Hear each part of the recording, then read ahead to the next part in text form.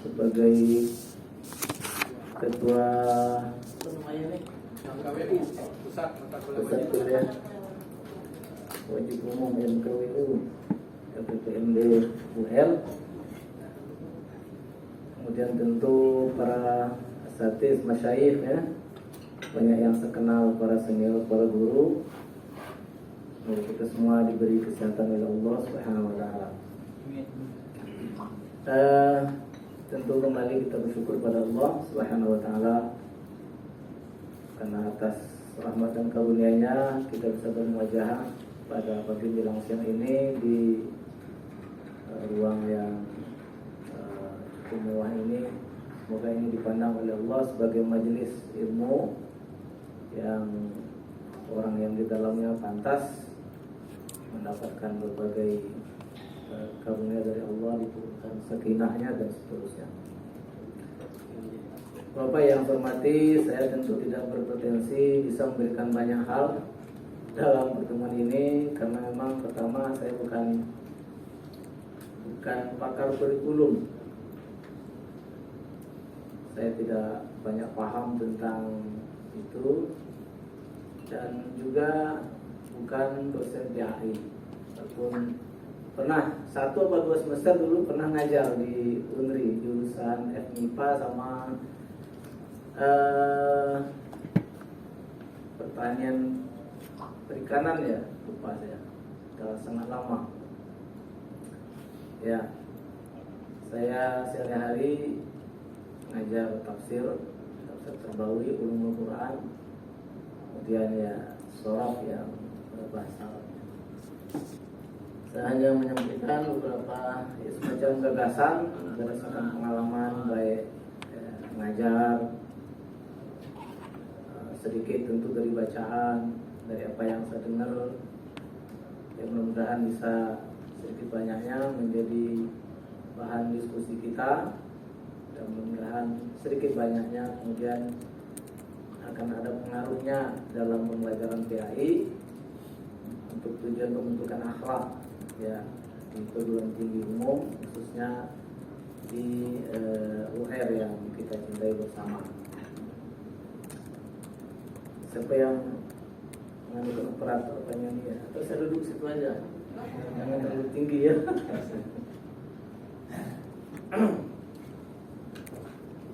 Sini aja lah, saya sambil jalan-jalan. Aduh, ternyata udah kecil ya. Saya kan lampu ini perlu dimatikan. Berbahagia. Pertama yang kita bahas adalah pengertian akhlak dan bagaimana terbentuknya akhlak pada diri seseorang. Tentu semua ini nggak ada hal yang baru ya, nggak ada hal yang baru, ngulang-ulangi saja. Babnya bab tazkir bukan bab ta'lim ya. Tazkir fa inna dzikra tanfa'ul mu'minin insyaallah. Jadi kalau tokoh-tokoh lama yang biasa dikutip mengenai akhlak ini tentu Imam Al-Ghazali, Imam Ibnu Masdawi, Imam Ibnu Jauziyah. Kalau yang agak contemporer Indonesia Muhammadullah Darras yang mengkritik dua tokoh di atas ini definisi Al-Ghazali sama Masdawi ini katanya terpengaruh filsuf ya, filsafat Yunani, wallahu alam di mananya gitu ya. Tapi kita akan mengambil kata-kata kuncinya saja yang kita akan kaitkan dengan bagaimana terbentuknya akhlak. Kata Imam Al-Ghazali, ini kata kuncinya hayatun fil nafs, kondisi keadaan di dalam diri. Yang keadaan itu mantap, ya yang darinya anha tasdurul af'al bisuhulatin wa yusrin. Muncul perbuatan-perbuatan berlaku dengan mudah. Ya. Min ghairi hajatin illa fikrin warawiyah, tanpa berpikir panjang. Itu yang akhlak. Gitu. Jadi yang berlaku spontanita, jadi kalau bertemu langsung wajahnya cerah, langsung salam, itu yang akhlak. Nampak sampah langsung dia buang, itu yang akhlak. Tapi kalau karena disuruh, karena piket, itu belum akhlak katanya. Baik, pendek-pendek saja yang kita bahas. Imam Ibnu Masdawi, beliau al-khuluq ini jamak dari mufradnya, jamaknya akhlak. Dia seakar dengan kata-kata khalaqa. Dia khalaqa ya khuluqu. Kalau khalqun itu mengarah kepada fisik kita, kalau khuluqun itu mengarah kepada suasana batin kita. Al-khuluqu halun lin nafsi, ya sama kan? Ini hay'a, ini halu sama artinya itu. Kondisi di dalam diri seseorang yang da'iyatun laha ila alim min ghairi fikrin wala wariyah wala rawiyah. Ya, yang mengajak, yang mendorong orang melakukan sesuatu tanpa berpikir dan tanpa berpikir. Mungkin itu sama artinya. Makanya ada namanya hari tarwiyah, ya kan, dahulu ketika Ibrahim disuruh, yang paling dia berpikir dulu hari tarwiyah dikata-katain. Imam Ibnu Qayyim Al-Jauziyah ini sedikit berbeda. Kalau dua definisi ini terkesan menyampingkan akhlak yang muktasabah. Muktasabah itu yang diusahakan, ya, menyampingkan sumbernya, ya.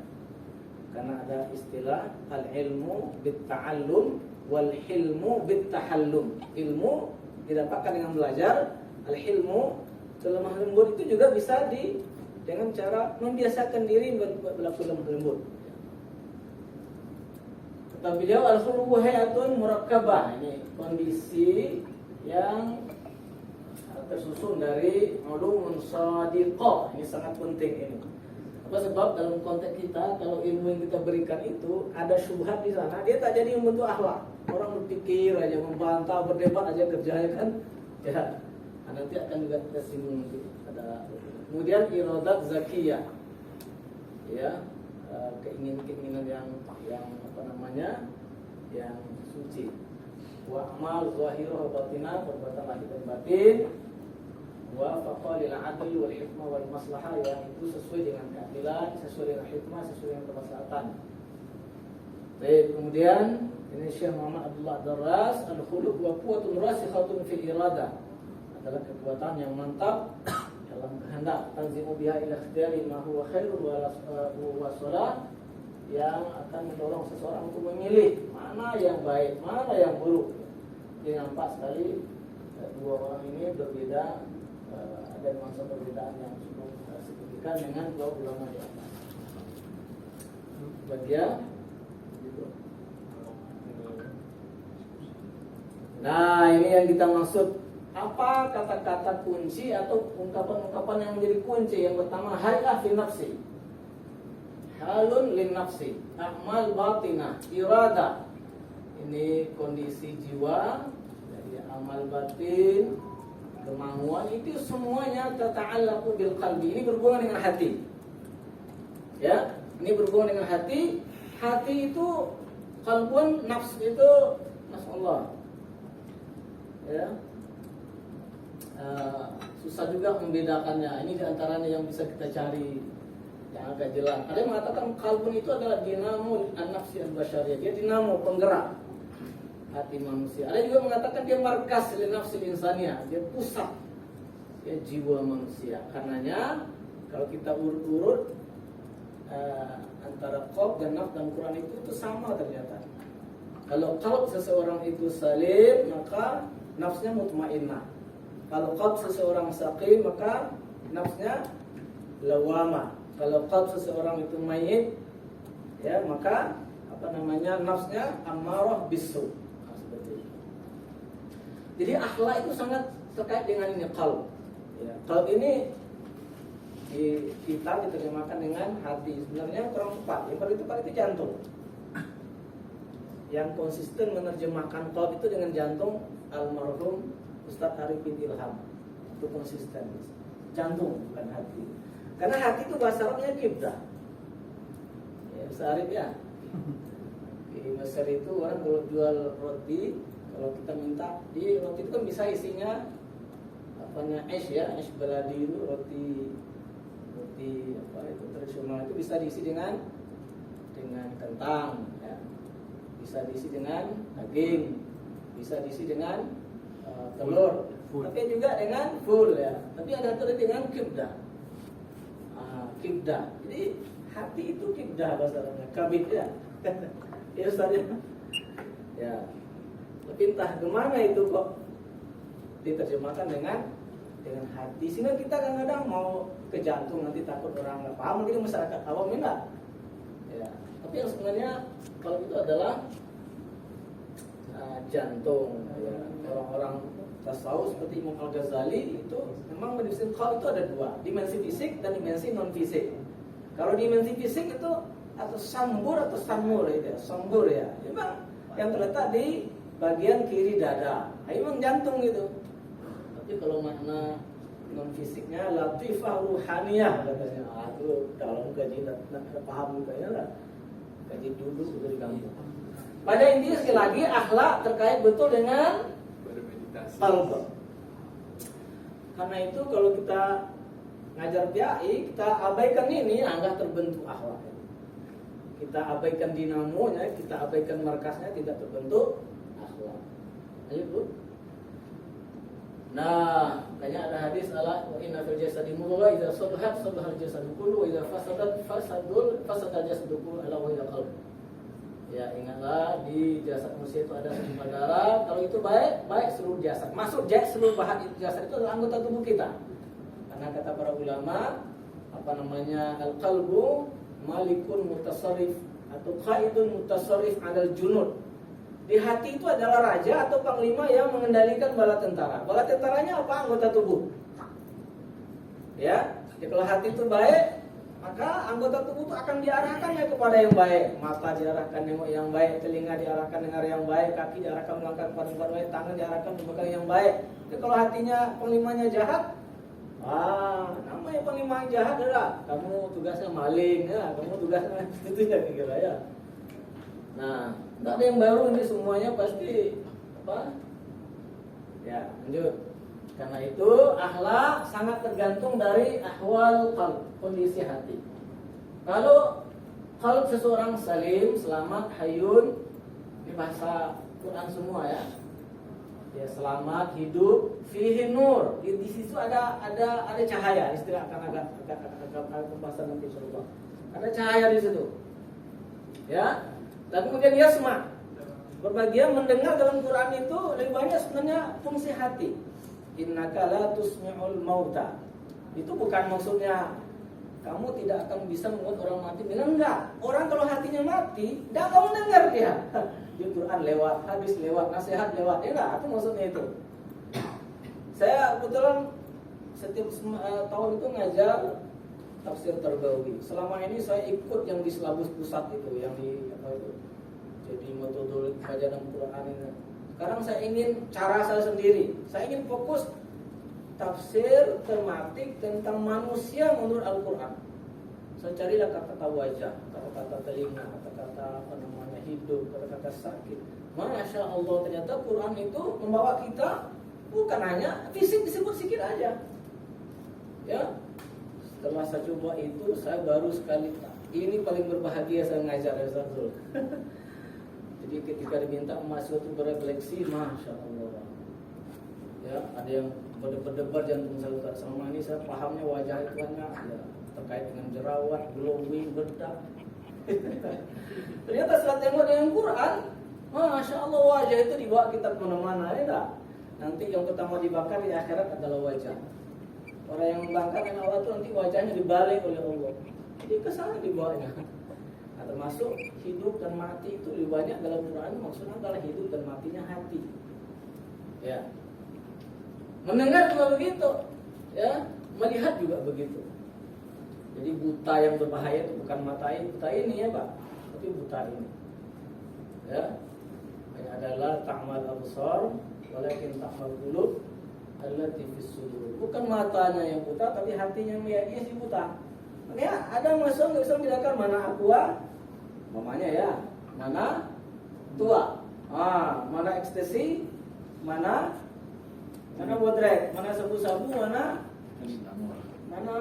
tepung ya, mana ya itu karena buta mata hati. Nah kalau orang seperti itu masahibuhu zul khuluqin mahmud. Kalau orang hatinya salim, hidup, punya cahaya, mendengar, melihat, maka berarti orang itu ya akhlaknya baik. Yang punya itu hati itu akhlaknya baik.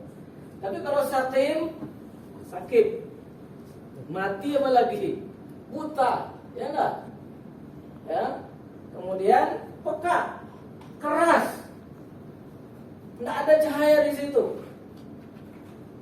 Man lam yaj'alillahu nuran falaysa lahu min nur. Enggak ada cahaya di situ. Maka sahibuhu dzul khuluqin mazmum. Yang punya hati itu akhlaknya tercela. Ya. Oke, lanjut.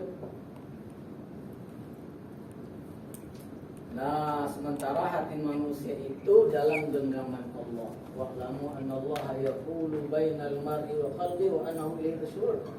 Ingat kata Allah, ya Allah membatas antara seseorang dengan hatinya. Jadi hati itu nggak bisa dikuasai oleh kita. Ya. Maka karena Nabi sallallahu alaihi wasallam yaksuru ayyakul ya muqallibal qulub sabit qalbi ala dinik. Qala fakuna ya Rasulullah amanna bika wa ma ji'ta bi. Fal takhafu alaina? Qala na'am. Innal quluba baina isba'ain min asabi'ir rahman. Yas'asna ta'ala yuqallibuha. Jadi Nabi banyak-banyak membaca ya zat bolak-balikkan hati, tetapkan hatiku di atas agamamu. Para sahabat bertanya, ya Rasulullah kami sudah beriman dengan apa yang kau bawa. Masih khawatir kamu dengan kami? Ya. Apa kata Nabi? Iya, karena hati itu diantara jemari-jemari Allah yang dia bolak-balik sesuai dengan kehendaknya. Masya Allah. Lanjut. Hidup dan berfungsinya basirah, mata batin maksudnya antara usaha manusiawi dan kehendak Allah. Oke.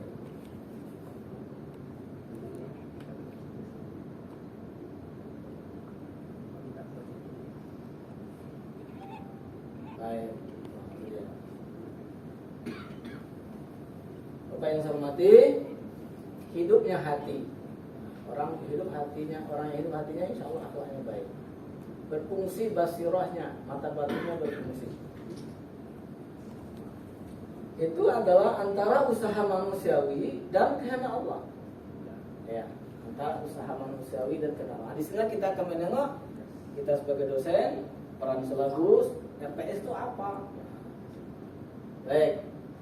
Hati itu akan hidup, akan berfungsi, basirah itu akan berfungsi kalau pertama ada cahaya ilmu. Orang kalau nggak tahu ya kata, nah, punya cahaya dia enggak? Cahaya ilmu. Jadi kita manusia ini melihat dengan dua alat lihat. Pertama, kalau melihat yang fisik, itu kita lihat yang mata kepala kita. Nah, supaya bisa kita melihat itu ada dua syaratnya. Yang pertama, ada cahaya di luar diri kita. Yang kedua, di dalam itu kornea matanya harus bagus. Kalau kornea mata tidak bagus, adapun cahaya kita nggak bisa melihat.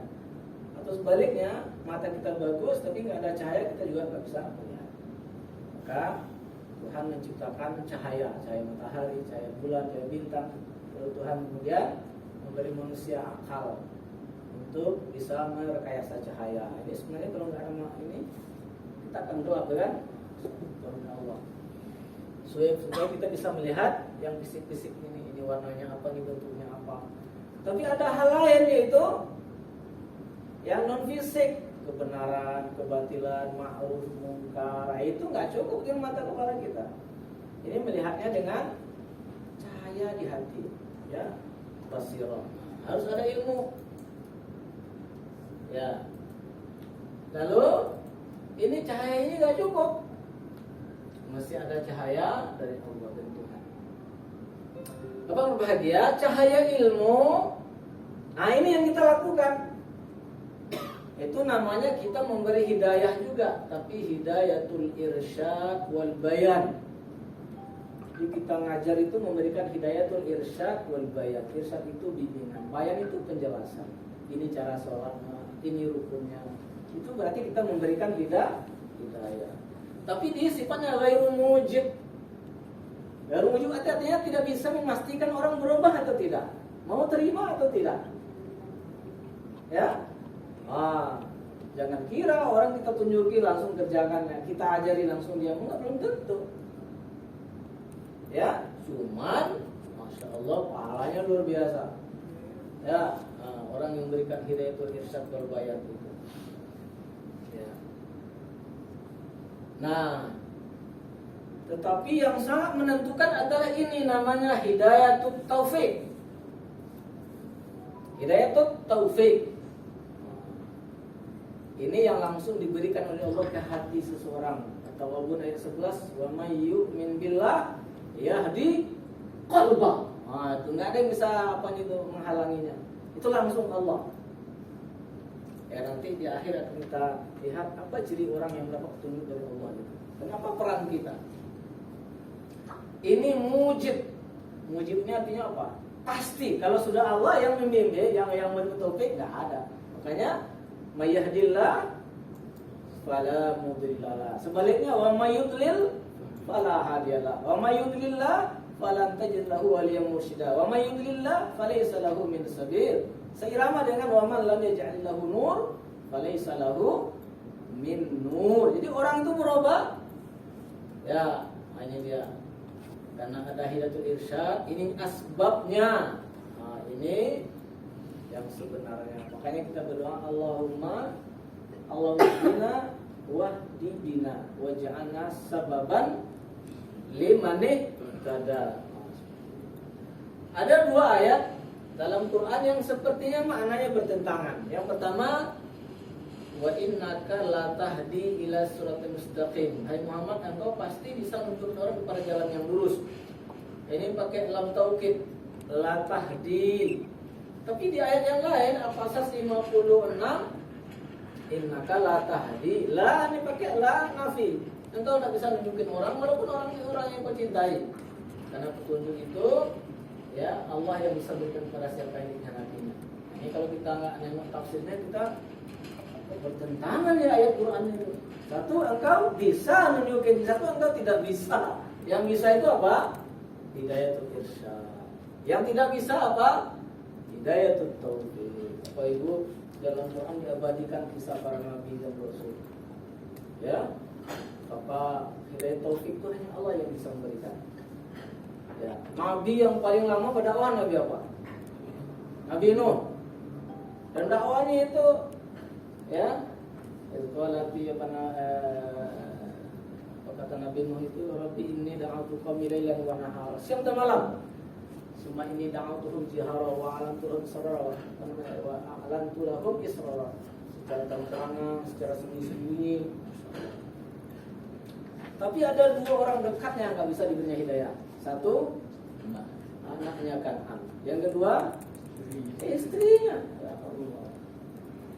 Ada kisah tragis menarik apa yang diabadikan dalam Quran itu.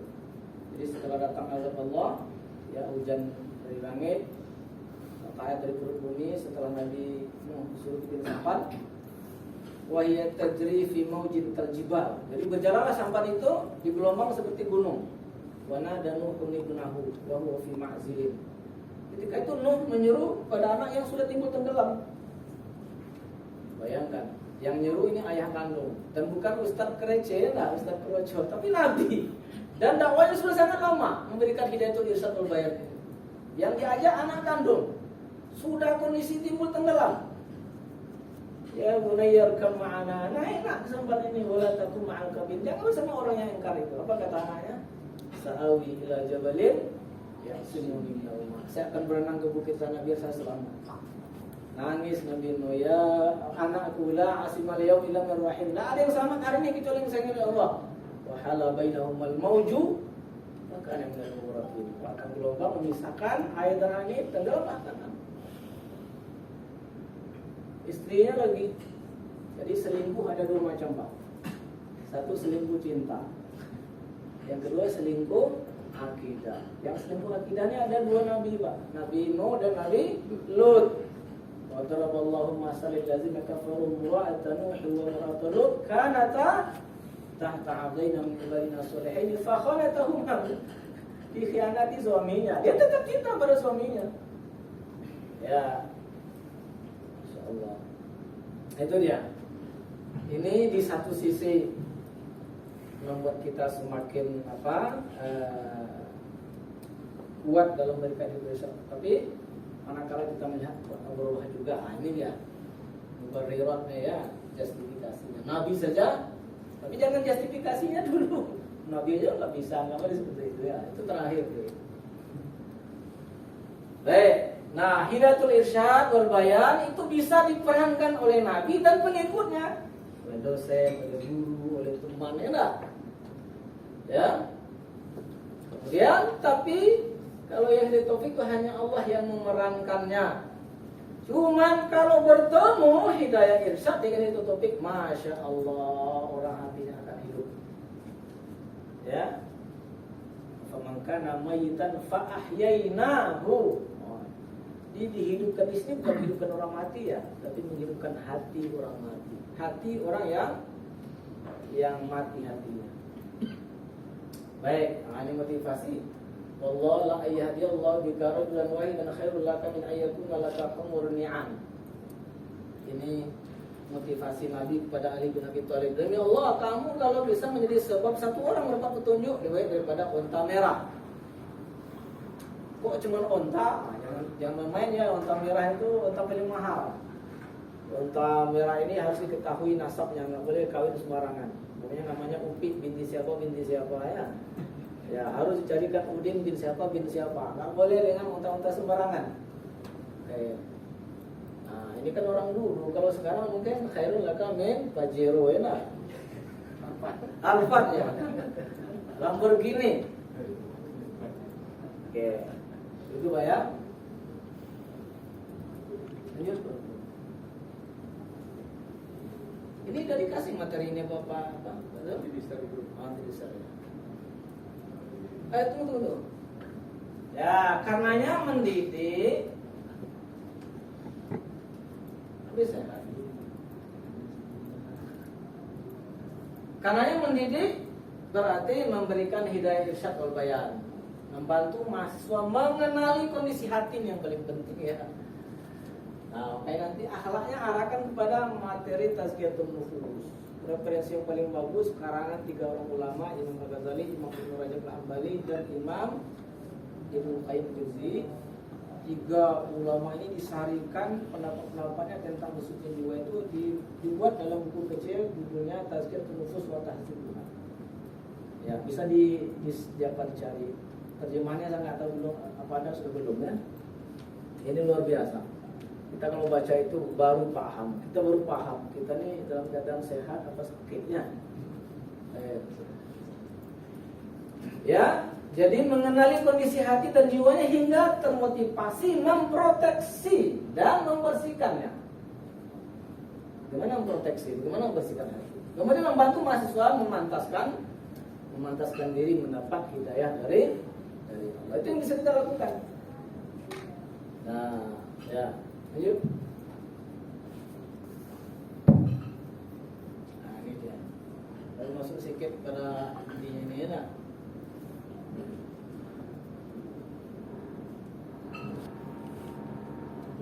Oke. Materi PAI di perguruan tinggi umum dalam rangka membentuk akhlak mahasiswa. Tadi kita sudah tahu bagaimana akhlak dan bagaimana terbentuknya akhlak. Beberapa catatan. PAI di PT itu hanya 2 SKS. Ya kan? Di 2 SKS saja. Gimana tuh bentuk akhlak 2 SKS saja? Jadi kalau tepat caranya dengan izin Allah, ya, tapi itu enggak semua ya. Ya. Kita harus menganggap diri ya, mata rantai dari usaha-usaha ini. Di rumah ada orang tuanya, di masjid ada para ulama, di kampus ada kita seperti itu. Kemudian kita ini ngajar PAI di masa dikotomi ilmu masih kental. Coba ya. Idealnya kan tak ada lagi dikotomi ilmu itu. Ya, karena semua objek yang kita teliti, yang kita kaji itu adalah ayat-ayat Tuhan. Apa arti ayat? Ayat itu 3 artinya. 1 mukjizat, yang kedua ayat Tuhan, teks itu, yang ketiga tanda. Ya. Ternyata kata-kata ayat dalam Quran itu mayoritas maksudnya adalah alam semesta. Ayat. Ya. Kata para ahli tafsir, ayat untuk apa gunanya? Tadullu ala wujudi khaliqihi, menunjukkan ada penciptanya. Yang kedua, tadullu ala wahdaniyati khaliqiha, menunjukkan esanya penciptanya. Yang ketiga tadullu ala qudrati khaliqiha, menunjukkan atas kekuasaan penciptanya. Yang keempat tadullu ala kamali ilmi khaliqiha, menunjukkan sempurnanya ilmu penciptanya. Maka idealnya Bapak Ibu, semua mata kuliah yang ada di Undri itu semuanya adalah bermuara pada akidah, bermuara pada akhlak. Idealnya seperti itu. Masuk ke labor biologi, ke labor fisika, ke labor kimia, itu semua yang dibaca itu apa itu?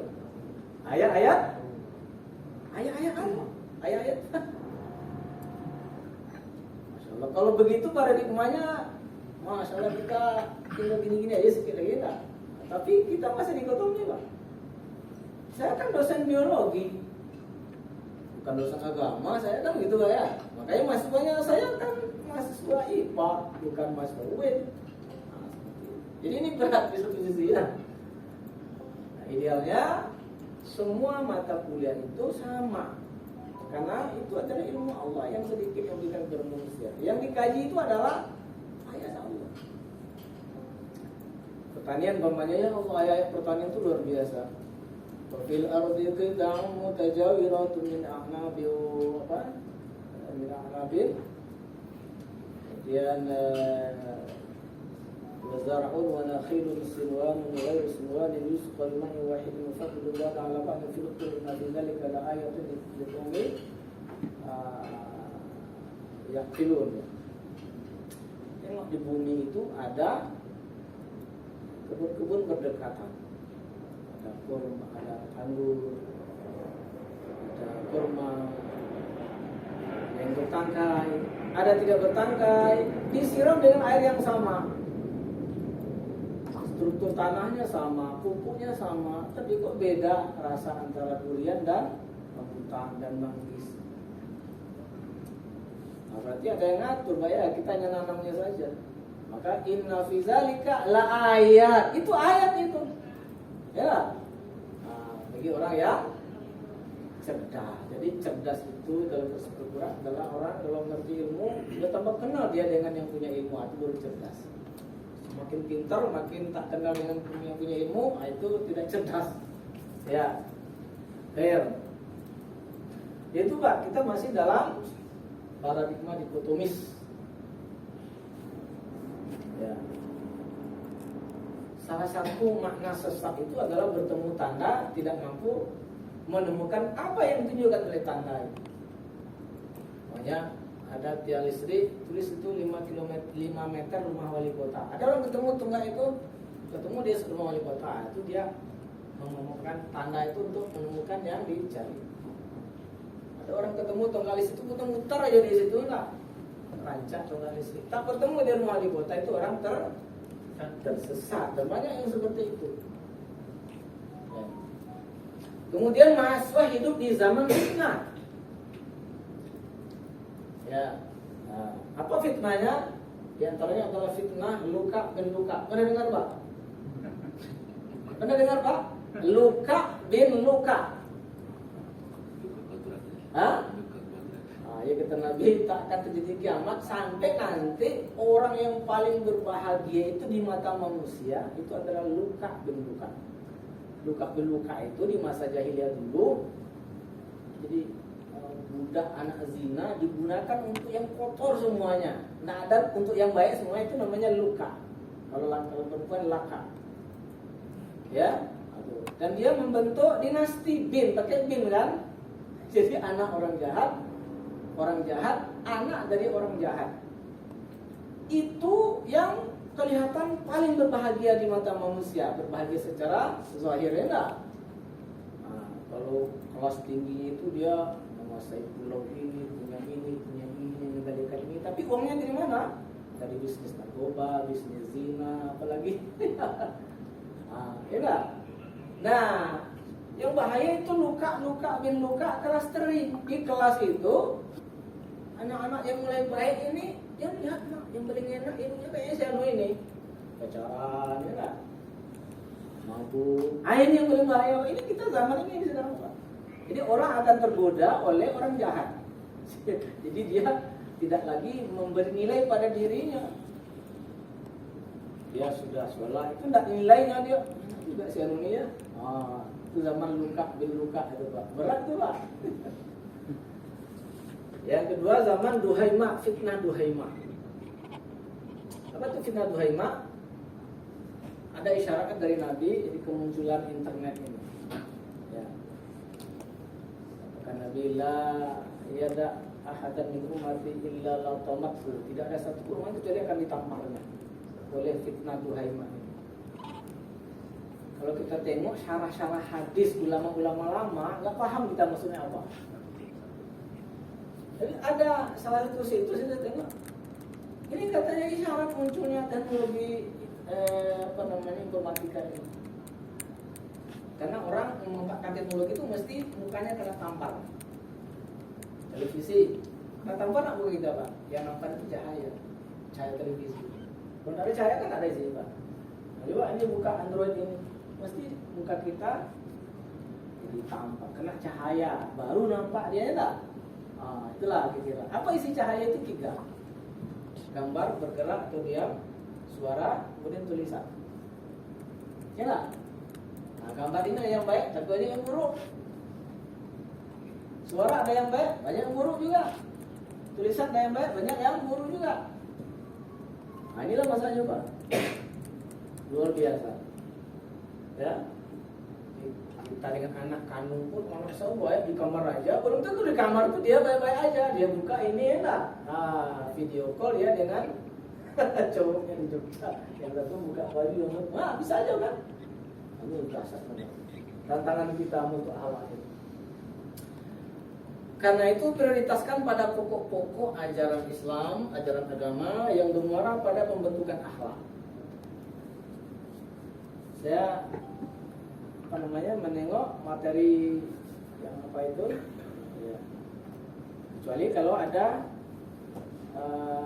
tuntutannya dari pusat. Jadi kalau kita bisa berkreativitas, nah arahkan ke sini pokok-pokok ajaran agama. Hindari distorsi, syubhat dan reduksi ajaran agama. Dalam 2 SKS yang ngajar, maaf, ini itu nggak ada ya. Namanya penuh syubhat kepalanya itu. Apa contoh orang penuh syubhat kepalanya? Ya, namanya hijab itu pakaian orang Arab itu. Memang ada ayat dalam Quran tapi turunnya di Madinah. Semua ayat yang turun di Madinah tidak berlaku universal karena itu. Hijab itu adalah pakaian orang Arab. Ini termakan sama mahasiswi, enak sekali. Enggak jadi kita bantu Allah. Atau salat, itu yang ruku sujud itu syariatnya aja itu. Yang batin yang penting eling kepada Allah. Cukup 1 menit aja. Bisa saja. Ya. Atau reduksi. Bapak mungkin mayoritas sama yang saya pernah mendengar Islam itu adalah singkatan daripada Isya, subuh, zuhur, asar, maghrib. Tunjuk tangan yang pernah dengar itu Pak. Islam adalah singkatan daripada Isya, subuh, zuhur, asar, maghrib. Tunjuk tangan yang pernah dengar itu. Masih percaya sampai sekarang Pak. Ya, itu dari yang 5 huruf itu hanya 1 yang benar, maghrib, M. Yang pertama I. Katanya itu adalah Isya. Tidak ada sholat Isya, yang ada sholatul Isya. Jadi agama kita berarti Ish. Yang kedua subuh. Ya, subuh. Kan apa namanya? Itu sin kan? Bukan sholat subuh tapi sholat subuh. Apa ya? Yang ketiga lohor. Itu lohor. Nggak ada sholat lohor, yang ada sholatul zuhri zod ya. Kemudian asar. Nggak ada sholat asar, yang ada asr. Mimnya betul-betul ya. Itu reduksi yang luar biasa. Kalau tertanam itu bahaya. Padahal sholat itu baru tiang. Ini banyak.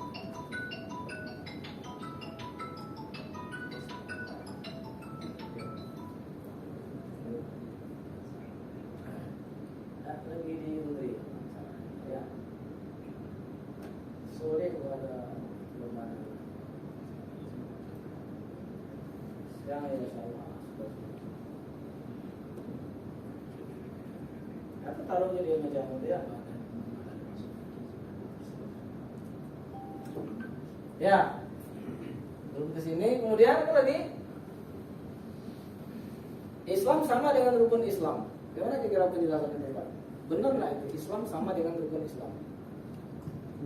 Benar nggak tuh pernyataan itu? Yang benar gimana?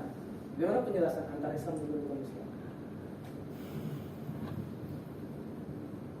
Yang pertama dari segi bahasa. Arkan itu artinya apa? Sendi-sendi. Jadi pemanya ihtazzat arkan hazal mabna bisa unizati zalzala. Jadi berguncang. Yang rukun-rukun itu Pak, ini dia bawah. Jadi yang arkan. Ya. Kayak prinsip. Kemudian dari hadis Nabi, buniyal Islam ala khamsin. Islam itu sebuah sistem bangunan dibangun di atas 5 hal. Jadi 5 hal ini memang penting sekali, tapi belum itu semuanya. Mirip sih. Kayak ada nubuat Nabi di akhir zaman akan ada orang yang seperti itu berpikirnya.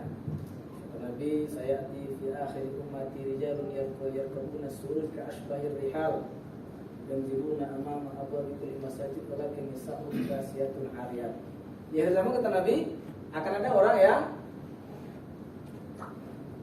dia mengendarai kendaraan berpelana seperti rihal. Rihal itu apa rihal? Rihal itu kendaraan dari binatang, dari hewan yang ditunggangi. Kuda, unta, atau keledai. Karena yang perlu pelana, ya enggak? Jadi kendaraan berpelana. Itulah sepeda motor itu kan. Dia bukan rihal, tapi ashbahir rihal, mirip dengan rihal, sama-sama berpelana. Menariknya mereka ke masjid Pak, parkirnya amama abwabil masajid, parkirnya di depan pintu masjid. Berarti masjid itu agama, sholat itu agama. Walakin, tapi istrinya, anak perempuannya berpakaian namun telanjang. Jadi apa artinya itu? Sholat adalah agama, pakaian jangan bawa-bawa. Haji, umroh agama, ekonomi jangan bawa-bawa. Ini bahaya nih Pak. Ya. Jadi rukun Islam itu ya apa namanya bingkai daripada agama. Tapi agama belum semuanya itu. Belum tadi. Ini pengajaran pokok-pokok ajaran agama yang bermuara kepada akhlak. Pokok-pokok ajaran agama itu akidah, ibadah, muamalah. Ada juga yang menggabung ini adalah syariah. Jadi akidah, syariah dan akhlak. Syariah itu adalah ibadah dan muamalah. Nah, akidah kita arahkan materinya itu kepada mengenal Allah yang menanamkan kepada keimanan. Jangan bawa kepada perdebatan teologis yang sekarang sama tajam kembali, ya enggak? Antara ustaz-ustaz berjenggot dengan ustaz-ustaz yang salafi dengan asy'ari. Siapa yang mengatakan Tuhan di langit kafir karena sama menyamakan dengan makhluk. Kata yang satu lagi, siapa yang mengatakan Tuhan di mana-mana kafir karena menafikan sifat ulu. Jangan buat ke situ Pak. Cuma buat SKL enggak selesai nanti. Kita jadi ateis nanti. Pada berdebat begini ya, tak ada aja Tuhan itu ya enggak? Bahaya itu. Sampai prihatin sekarang ya Ustaz Ar-Rozi, Ustaz Saling masalah-masalah. Tidak pernah selesai itu Pak. Apalagi yang dipegang itu buku-buku teologi, ilmu kalam, buku akidah. Karena metodologinya itu ya merengkuh ayat itu kepada apa yang mereka sudah pahami. Punya sifat-sifat Allah, sifat khabari, ada kata-kata wajah. Seluruh ayat Quran yang ada itu kata wajah, udah masukkan ke situ. Mana berdalilnya? Surah Rahman, surat ini, surat ini. Itu kitab akidah seperti itu metodenya. Cuma kalau tafsir, nggak begitu. Ayat ini perginya ke sini, ayat ini perginya ke sini. Kadang tawil, kadang isbat, begitu. Itu disertasi dokter saya. Itu rimba yang tidak bisa boleh kita buka-buka itu kalau nggak akan luas waktu. Kalau orang nggak punya pondasi, itu bikin keras hati aja itu, tak akan tertanam ma'rifatullah. Kafir itu. mimbar ngapain orang.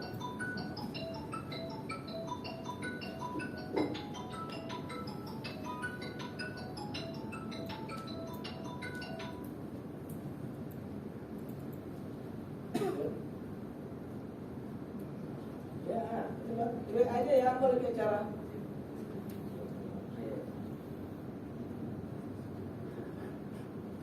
Jangan bawa kepada perdebatan teologis yang berkepanjangan. Ulama aja kadang bingung. Sebagai ulama itu bingung juga.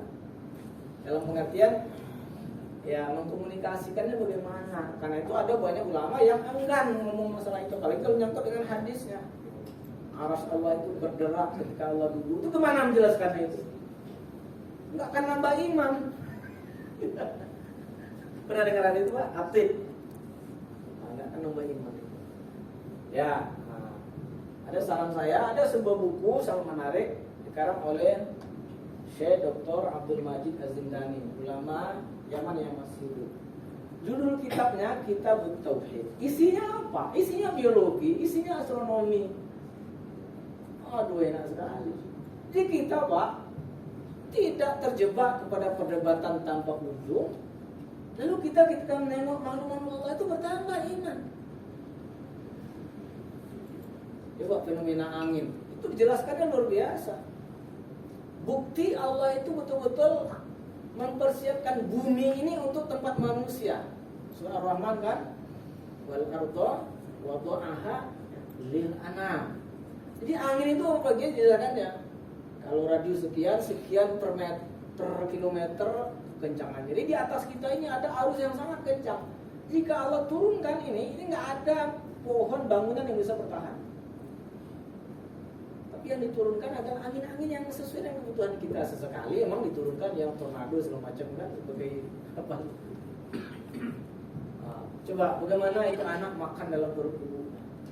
Apa yang diciptakan Allah? Ada kita ngasih makan ke bayi kita Pak yang dalam perut istri kita. Bagaimana proses makannya itu?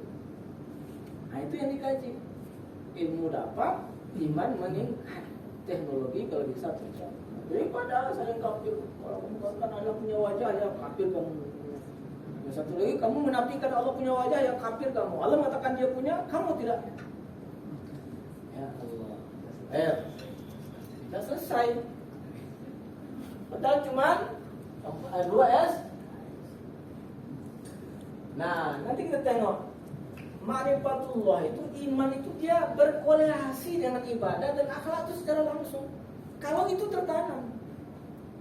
Tapi kalau kesini perginya, suruh mikir-mikir yang tidak-tidak, nggak berkorelasi dia Pak. Orang akan menjadi ahli jadal. Ahli jadal, suka berdebat. Dan tidak boleh berdebat-debat itu. Ana za'imun bi rabwati minal jannati liman tarakal mira walau kana muhiqqan. Saya kata Nabi akan jadi pemimpin nanti di surga. Jadi orang yang mau meninggalkan debat walaupun dia benar. Apa beda debat dengan muzakarah? Kalau debat itu orang sudah ketok palu. Ini kebenaran yang akan saya paksakan sama dia. Saya harus menang bagaimana pun cara itu debat. Itu mirah, itu jadal. Jadi kalau muzakarah enggak, ya kita ayo cari-cari kebenaran. Menurut kamu gimana? Siapapun yang menemukan kebenaran, dua-duanya beruntung. Yang satu beruntung karena memberikan kebenaran, yang satu beruntung karena mendapatkan kebenaran baru. Dan hati terjaga. Coba sekarang Pak, umat ini berpecah belah karena mirok dari ini Pak. Nggak mau silaturahim, anggap dia semuanya dia yang benar. Bahaya itu Pak. Ya. Kemudian ibadah. Nah ibadah ini bagaimana kita mengajarkan anak itu mampu menunaikan ibadah dengan benar dan mau melaksanakannya. Maka belajar hakikatnya adalah perubahan pada 3 domain kognitif dari tahu tidak tahu jadi tahu, motorik dari tidak bisa menjadi bisa, afektif dari bersikap negatif jadi bersikap positif. Jadi bagaimana dari tidak tahu tentang sholat menjadi tahu, dari tidak bisa menjadi bisa. Dan lebih penting adalah dia kemudian termotivasi bersikap positif ya dengan sholat itu. Itu juga dengan yang lain. Ya, mau melaksanakan jangan disiplin. Muamalah ini tanda tanya ya apa sempat Kalaupun mau ini cukup satu kali pertemuan, ajarkan saja prinsip-prinsip muamalah, terutama muamalah maliyah. Jangan riba, jangan gharar, apalagi jangan apa? Yang prinsip-prinsip. Ustaz Arif ini paham. Tapi jangan itu pula. Karena ada pula sampai ahli tafsir. Satu ayat kalau yang punya naz'ah lughawiyah, maksudnya dia punya luas pengetahuan tentang bahasa, ayat itu dijelaskan bahasa. Kalau orang yang naz'ah fiqhiyah, aspek fikih saja. Kalau yang naz'ah akidiyah, aspek akidahnya saja. Nah, Ustaz Arif ini kan dia orang fikih ya, ngajar PAI di Undri, fikih aja ngajarkannya aja. Jangan saja. Ya, yang ini cukup satu kali pertemuan, tapi dia ngerti prinsip-prinsip. Udah. Ya, dia nggak akan jadi pakar ekonomi kok. Ya, tapi dia tidak terjebak lagi pada apalagi sekarang bisnis macam-macam kan. Ada bisnis koin Pak, gerak-gerak di internet. Banyak itu Pak, sampai profesor ikut. Ada tipu 600 juta.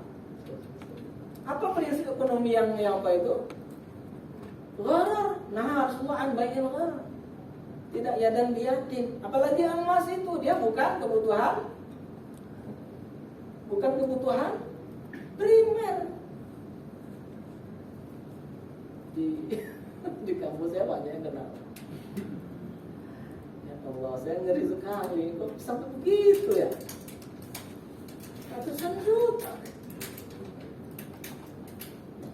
Karena nggak mantap prinsip-prinsipnya itu. Ya, nggak ngerti apa itu ya dan biadin, apa itu gharar, apa itu baik mulhaso, ya enggak. Prinsip-prinsipnya saja. Sekali bertemu cukup. Oke, kemudian akhlak itu Pak, ya nggak perlu kita banyak-banyak berteori, arahkan kepada tazkiyah.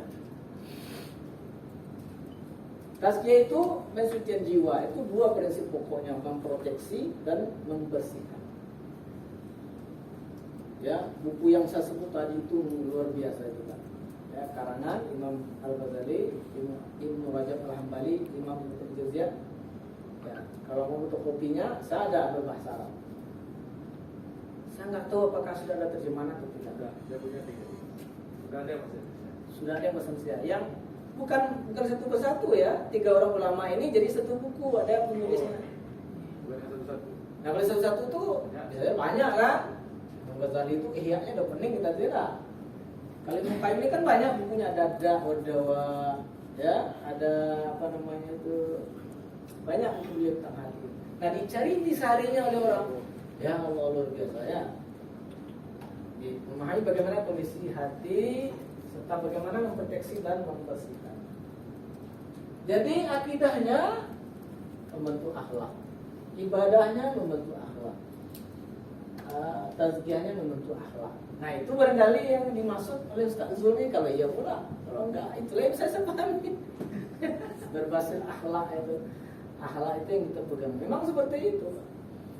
Nabi dipuji bukan karena gantengnya, tapi wa innaka la'ala khuluqin azim. Dan ternyata akhlak ini luar biasa. Manhaj tarbiyah yang paling utama adalah tarbiyah bil qudwah. Ada dalam surah Al-Qalam itu.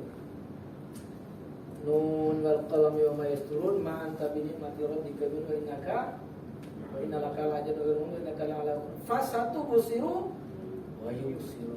Orang kalau ya apa namanya dengan akhlak ini ya maka cepat ternyata orang yusirnya, cepat hidup basirah orang. Kira-kira seperti itu tafsirnya, pemahamannya. Makanya salah satu ayat yang dipakai di dalam tafsir Tarbawi itu adalah bagaimana seorang guru yang baik itu adalah ayat tentang malaikat yang mengajarkan Nabi, allamahu syadidul quwa zu mirratin fastawa wa huwa bil ufuqil a'la. Nabi itu diajarkan oleh oleh syadidul quwa, oleh yang sangat kuat. Kata Syekh Sa'di dalam tafsirnya, kekuatan zahir dan kekuatan batin. Kekuatan batin zahir itu dosen itu nggak boleh sakit-sakitan, ngantuk aja dia telat enggak. Sekarang anak muda ini ya. Tapi kekuatan batinnya di mana dapat, Pak? Dari ibadahnya, dari tilawahnya, dari tahajudnya. Karena kalau yang menyampaikan hati, yang insya Allah menerima hati. Tapi kalau menyampaikan mulut, diterima oleh telinga luar di sini. Itu sangat berpengaruh itu, Pak. Ya, insya Allah. Ya, yang ajar Kiai Indri ini bagus kuliahnya. Kemudian Zumirrah ini penampilan fisiknya. Ya, dosen itu kalau rapi itu lebih disenangi daripada yang tidak rapi. Baik, lanjut.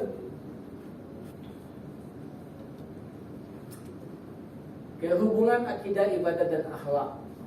Ada biologi kelas berapa ya? Kelas 8. Saya bingung kelas 8, kelas 12 ya, karena dulu kita kelas 6 paling tinggi. Wajib belajar 12 tahun menjadi ada kelas SMP. ya. Wah, ini pohon apa nih? Tapi menariknya nih. Ya, ada akarnya nampak. Ibrahim ayat 24. Alam tara kaifa daraballahu masalan kalimatun thayyibah. Kalimat thayyibah itu syahadat. Ya, la ilaha illallah yang dipatri dengan asyhadu.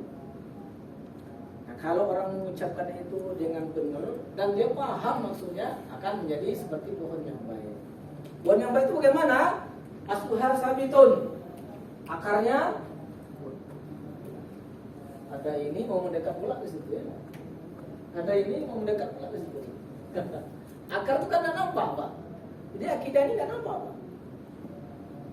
Tapi ini yang menentukan ini farqihani, dahannya ini rindang atau tidak. Coba kita potong satu akarnya, Pak.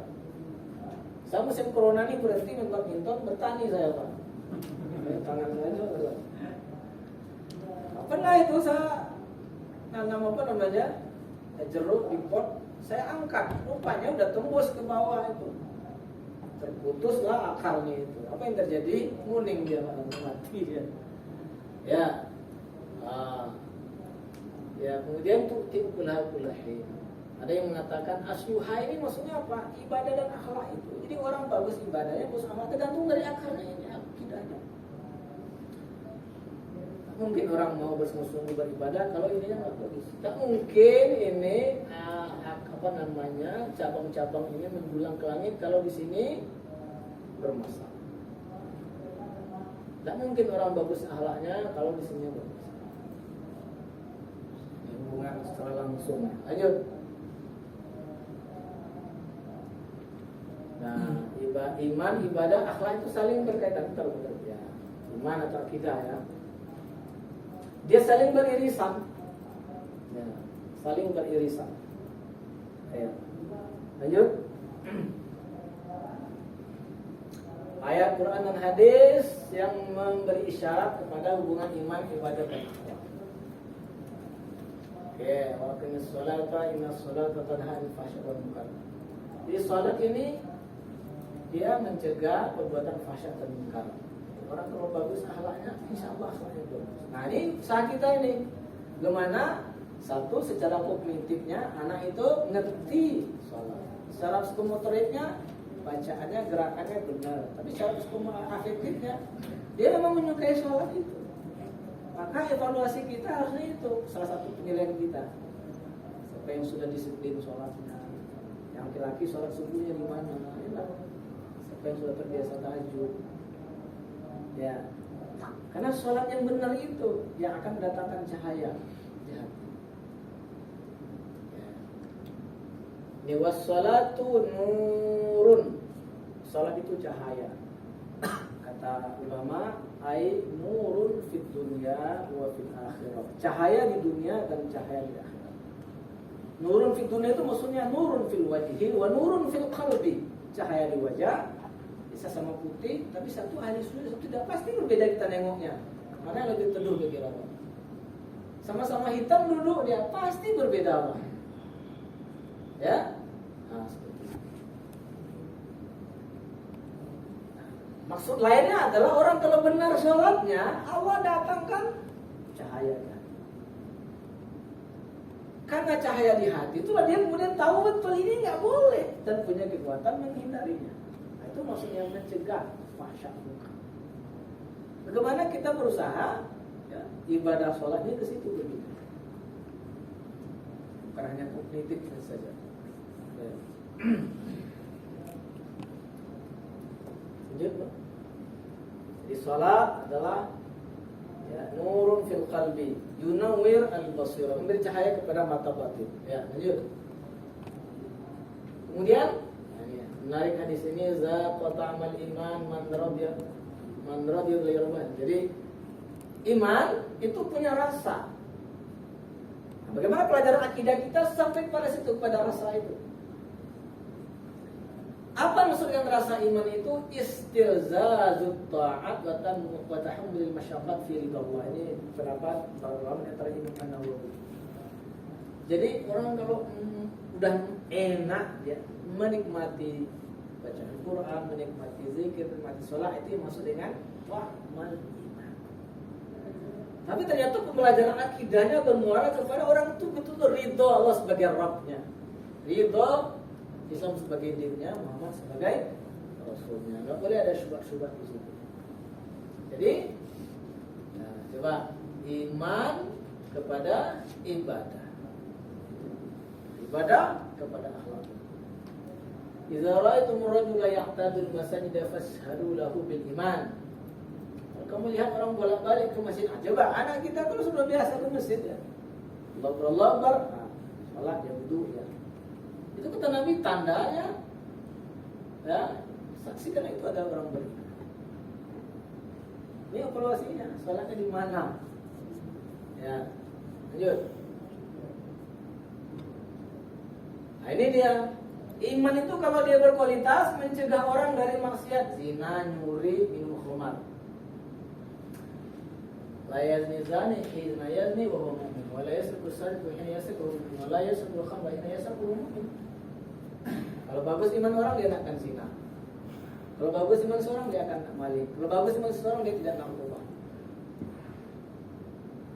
Kalau setiap sebentar ya enggak orang ketangkap, KPK segala macam, masalah imannya. Coba ayat ini yang luar biasa ya dalam surah Luqman.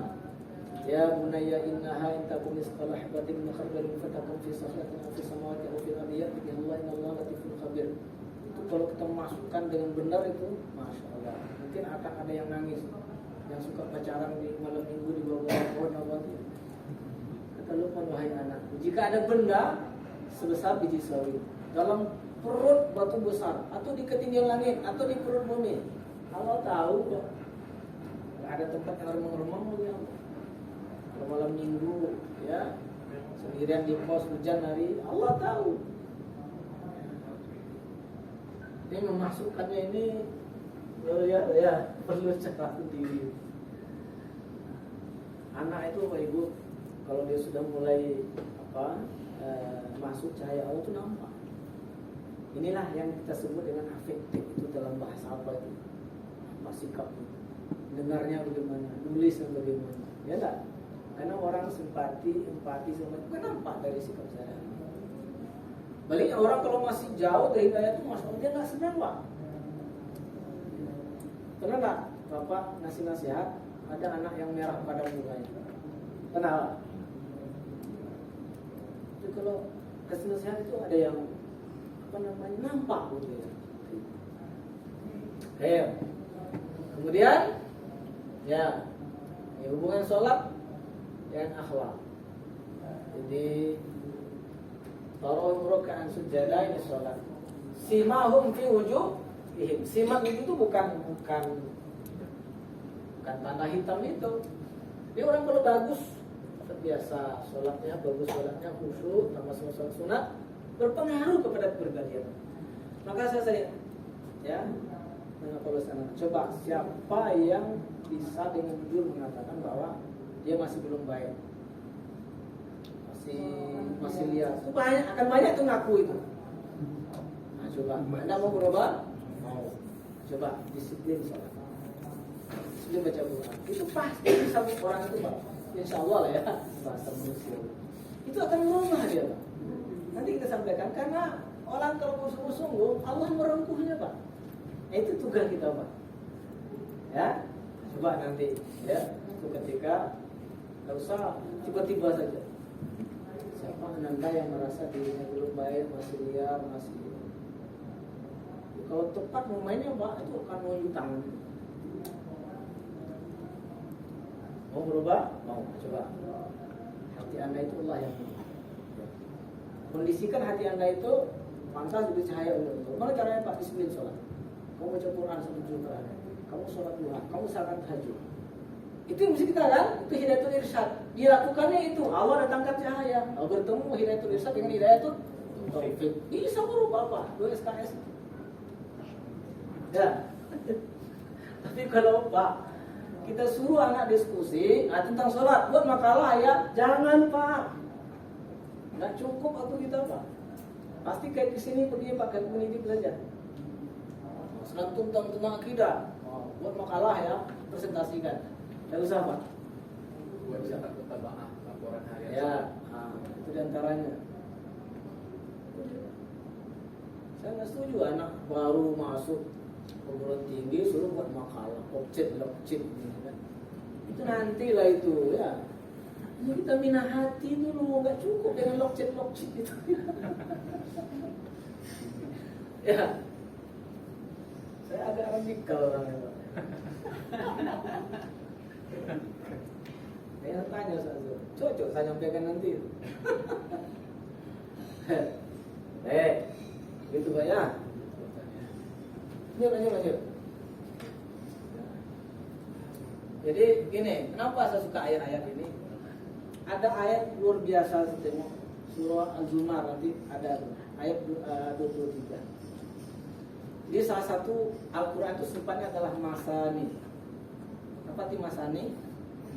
Yang berulang-ulang. Allah nazzala ahsanal hadisi kitaban mutasyabihan masani. Tengok tafsir As-Sa'di. Arti masani itu berulang-ulang. Apa yang berulang dalam Quran?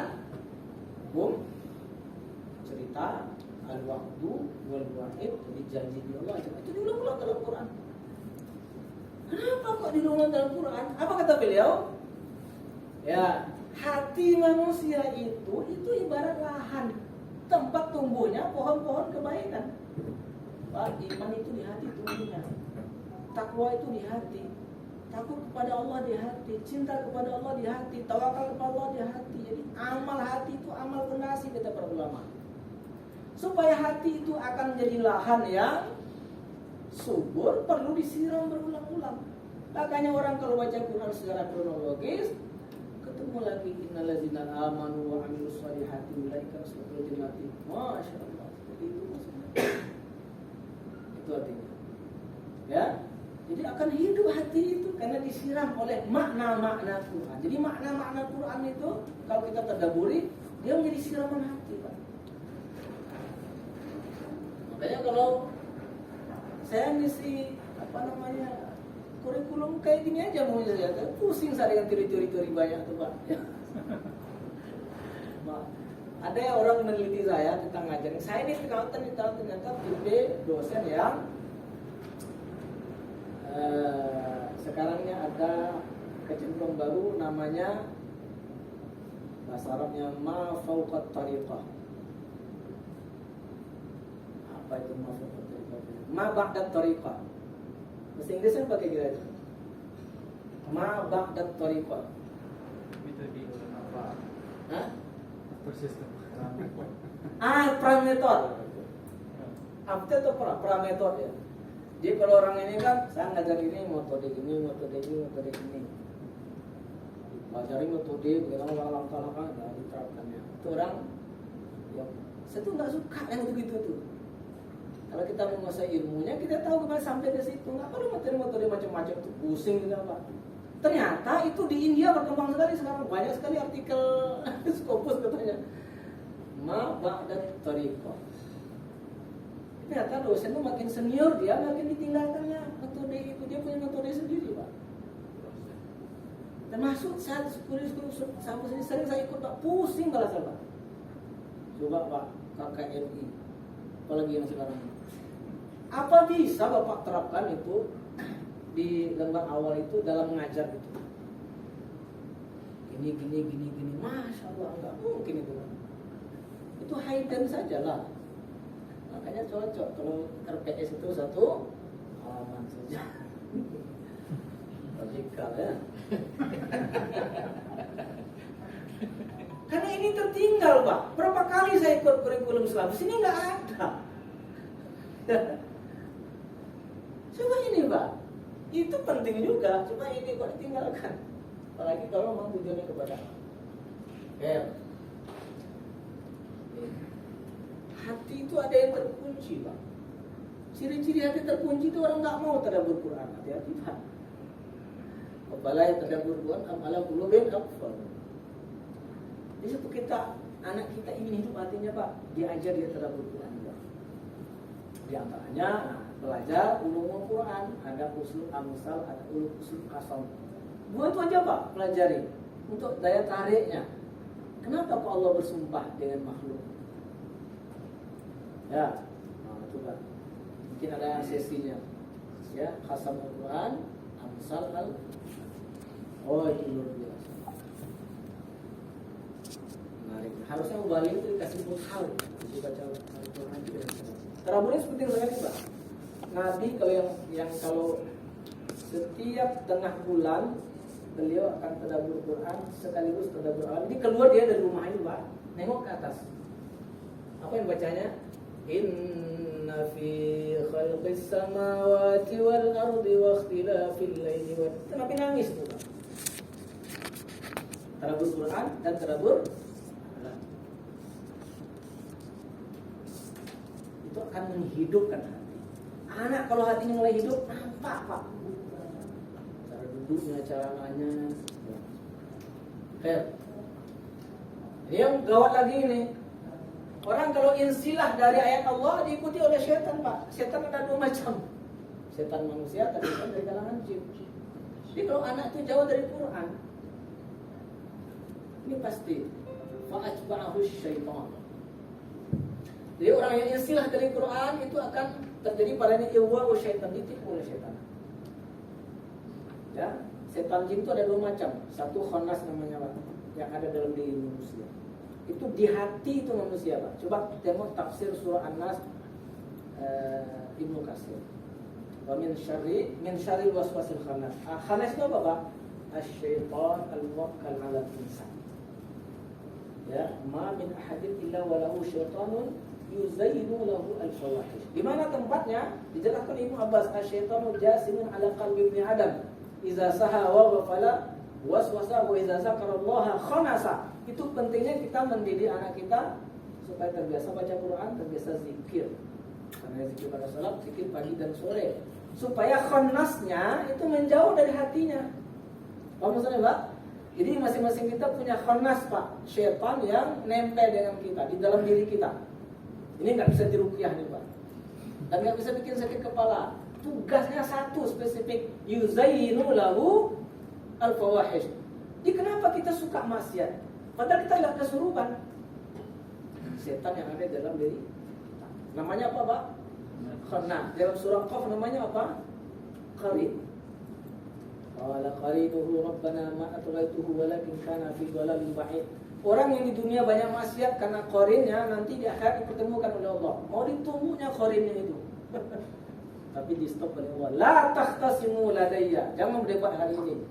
Walaqad qaddamtu ilaikum bil wa'id. Karena dulu sudah disampaikan peringatannya di surah Nas, surah. Ya. Jadi itu pentingnya Pak. Pasti berbeda anak yang tiap hari baca Quran, tiap hari zikir pagi sore dengan yang tidak. Karena yang jarang itu hatinya sering. Coba Pak. Asy-syaitan jasimun 'ala qalbi ibni Adam. Itu jasim itu kira-kira kayak orang mau lari start juga. Itu yang maunya betul hati manusia. Iza saha wa ghafala. Kalau orang itu lalai dan lupa, langsung waswasa. Wa iza zakarallaha khanasa. Kalau orang mengingat Allah dia mundur. Makanya namanya khannas. Dari kata-kata khanasa. Khanasa itu artinya mundur dan bersembunyi. Jadi kalau anak kita biasa baca Quran, jin khanasnya mundur Pak dari hatinya. Makanya ala bizikrillah tatma'innul qulub. Ya. Lanjut Bu.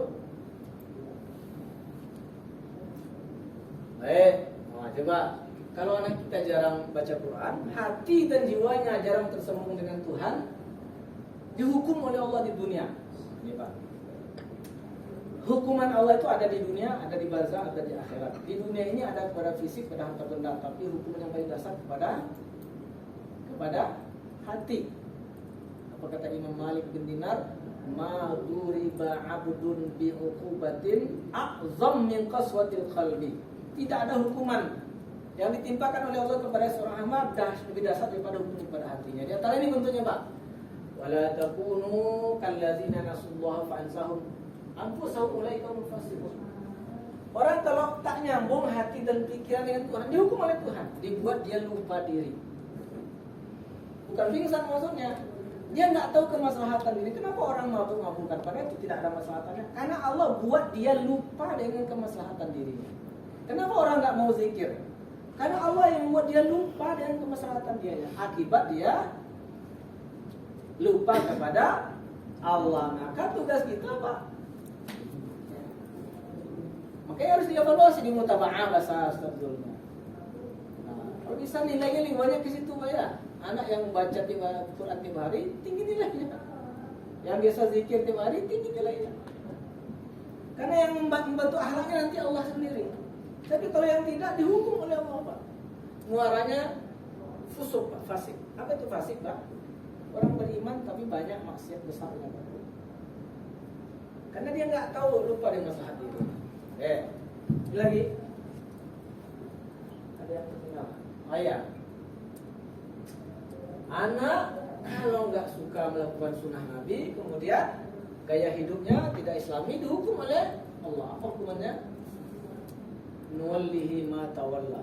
Ini kalau kita dalami ayat ini, Pak, kita cari ayat-ayat yang itu luar biasa, Pak. Jadi barang siapa yang membangkang kepada Nabi, tak sampai kepada petunjuk cara hidup orang yang tersesat, itu dihukum oleh Allah. Nuwallihi ma tawalla. Nuwallihi ma tawalla itu begini, Pak. Apapun yang direncanakannya di mau itu dibiarkan oleh Allah, tidak ditahan oleh Allah. Ini hukuman yang sangat dahsyat, Pak. Merencanakan bertemu dengan cewek malam minggu di belakang apa, dibiarkan oleh Allah. Kalau Allah sayang, Pak, pada seseorang, apa yang dilakukan oleh Allah? Dihidupkan alarm, Pak. Astagfirullah. Kok mau gini saya itu dia, Pak? Itu maksud nahnu awliyaukum fil hayatid dunya. Ini banyak kaitannya termasuk dengan iman kepada malaikat. Jadi iman kepada malaikat dengan hanya 10 nama orang malaikat dan tugas yang dihafal secara kognitif. Gini dia kan, depan itu Israel nyampaikan apa? Jibril yang akan wahyu, Israfil yang sangkakala. Apa dia, Pak, kognitifnya? Tapi nggak sampai kepada ma'iyatul malaika, kebersamaan malaikat dengan kita. Bagaimana malaikat mengangkat amal kita?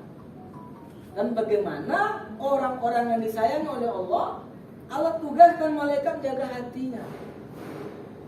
Ketika dia berencana bermaksiat, alarm datang. Astagfirullah, masa saya berencana gini-gini? Itu dia, Pak.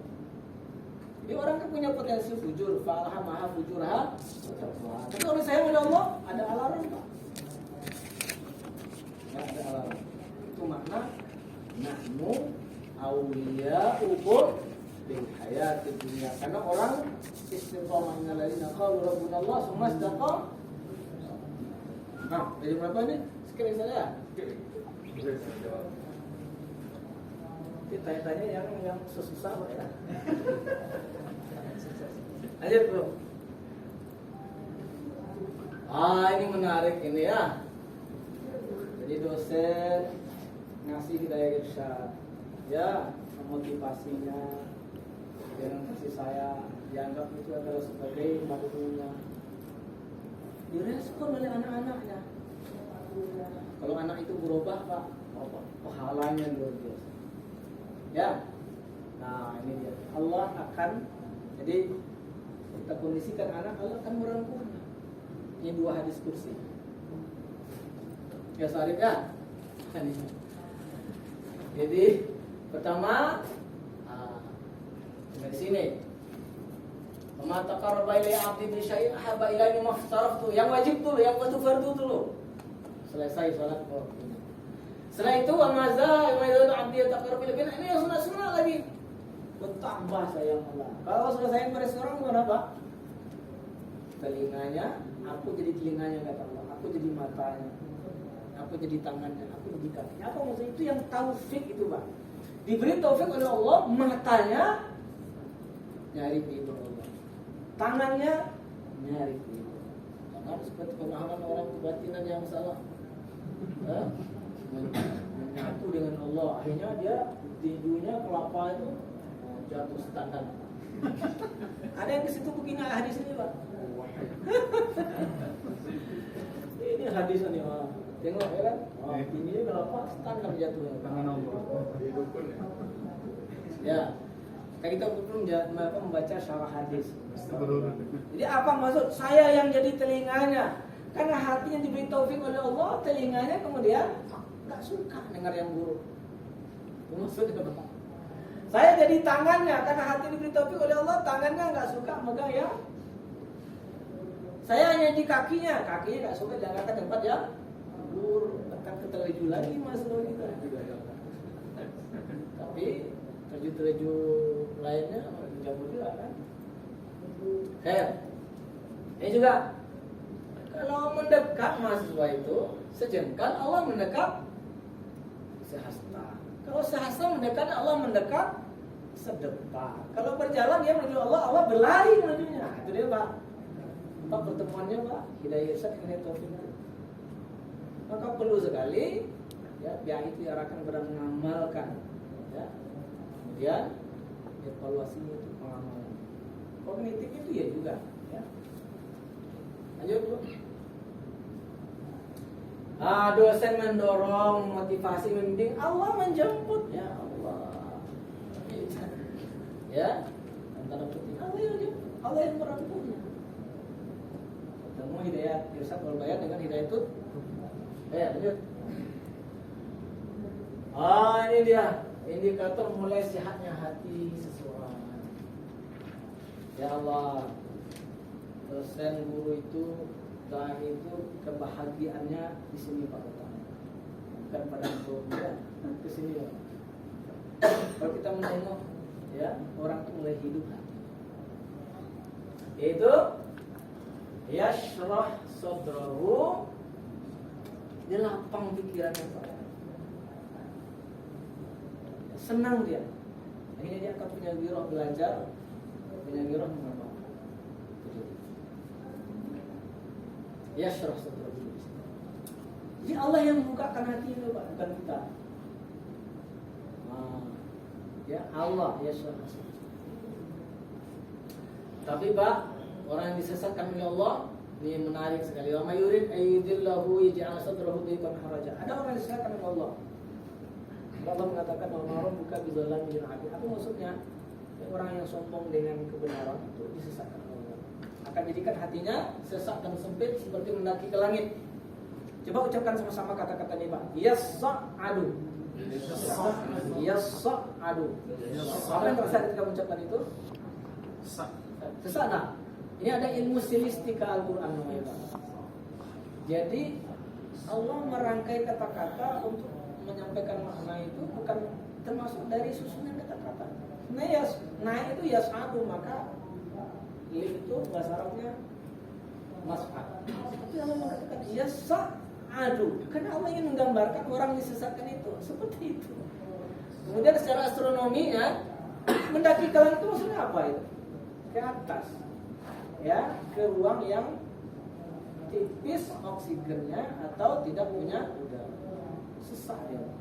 Makanya orang kalau masih sesak dengan nasihat itu bahaya tuh. Kita nih bisa lewat wajah anak-anak kita tuh Pak. Mana yang udah senang dia, mana yang Pak betul kali Pak. Kan nampak, walaupun dia nggak ucapkan Pak, tapi nampak dari wajahnya. Berumah di hati itu karena wajahnya duta hati.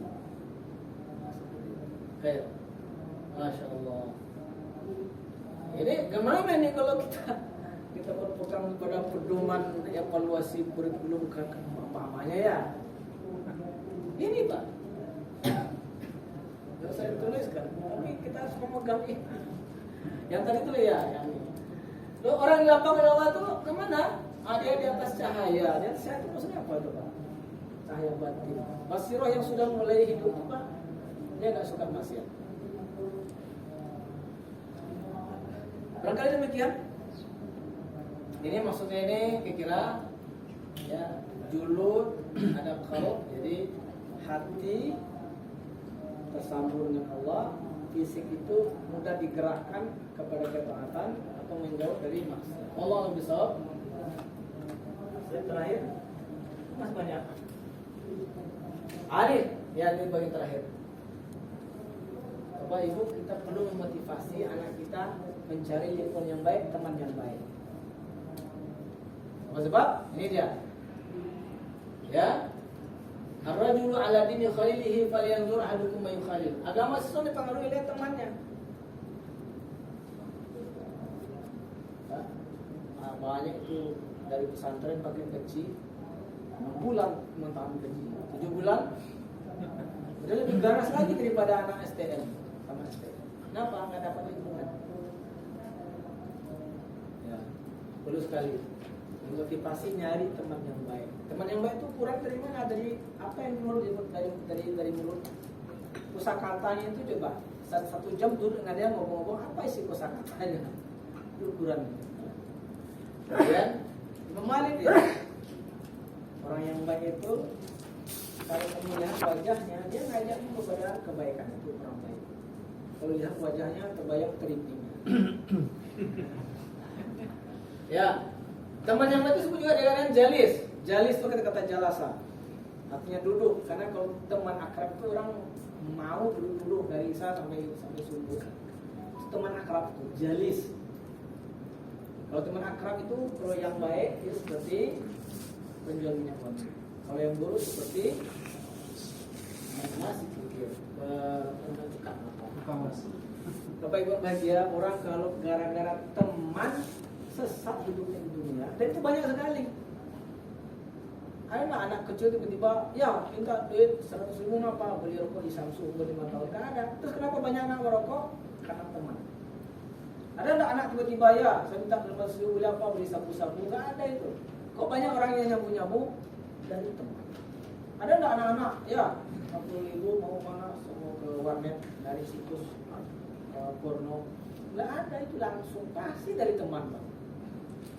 Orang mabuk dari teman, orang pacaran dari teman, zina dari teman, pornografi dari najis.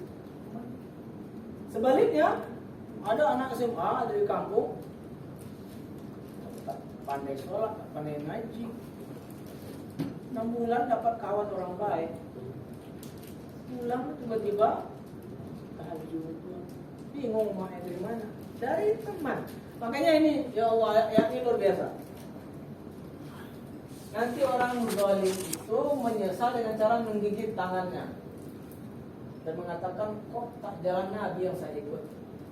2 kali ini kata-kata penyesalannya, ya wailata laitani lam attakhiz fulanan khalila. Aduh menyesal. Kenapa dulu saya berteman dengan dia? Sesat saya juga. Jadi Bapak, ya, ayat ini luar biasa. Orang kalau salah cari teman, dia menyesal. Kenapa sih dia ini jadi teman saya dulu? Baik, terakhir, wallahu a'lam bishawab. Cukup ya? Ada 15 menit untuk tanya jawab. Mudah-mudahan pertanyaannya yang mudah-mudahan. Dan syukur tidak